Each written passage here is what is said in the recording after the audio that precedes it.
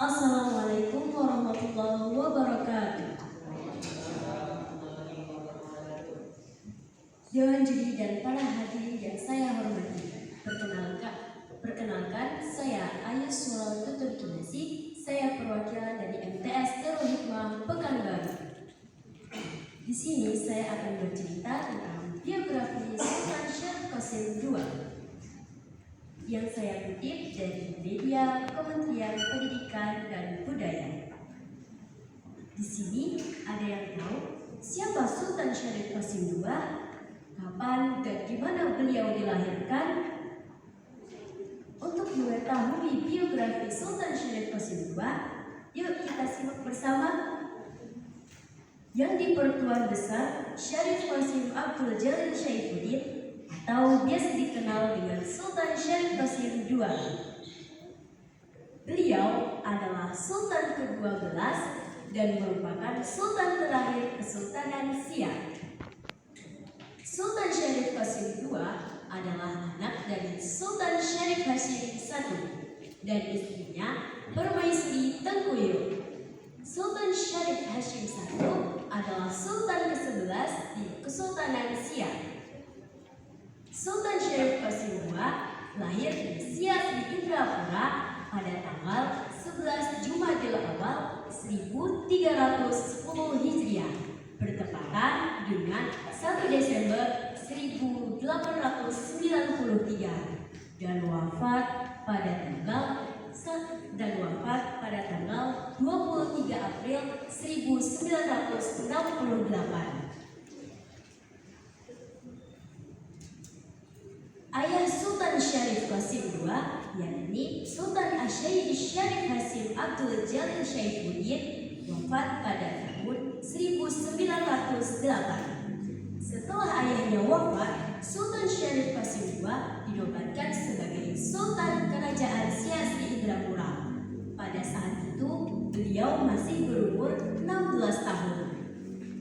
Karena usia beliau belum cukup dan telah menjalani pendidikan di Batavia, beliau dinobatkan sebagai Sultan Kerajaan Siak di Indrapura pada tanggal 13 Maret 1915 pada usia 23 tahun dan mendapat gelar Sultan Asy-Syaikh Syarif Qasim Sani Abdul Jalil Syaifuddin. Sultan Syarif Qasim II adalah seorang pejuang kemerdekaan Indonesia. Tak lama setelah proklamasi, beliau menyatakan bahwa Siak merupakan wilayah dari Indonesia. Dan beliau juga menyumbangkan sebagian besar harta kekayaannya sebesar 13 juta gulden kepada pemerintah Republik Indonesia.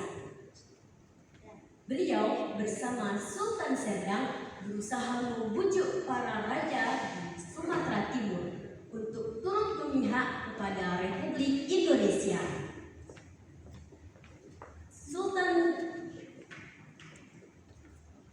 Sultan Syarif Qasim II di bawah kepemimpinannya Siak menjadi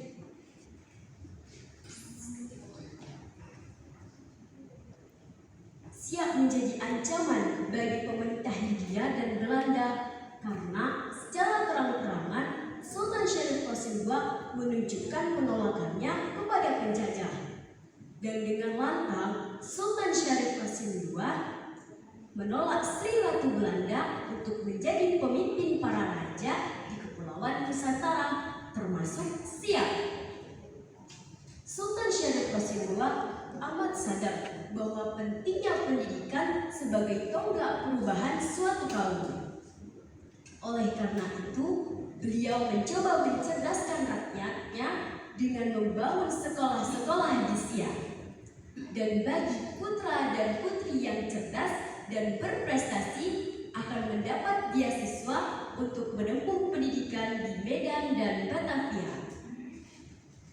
Atas dedikasi Sultan Syarif Qasim II dalam perjuangan kemerdekaan Indonesia dan atas berkembangnya wilayah Siak khususnya dan Riau pada umumnya, nama beliau digunakan sebagai nama bandar udara di kota Pekanbaru, yakni Bandara Sultan Syarif Qasim II.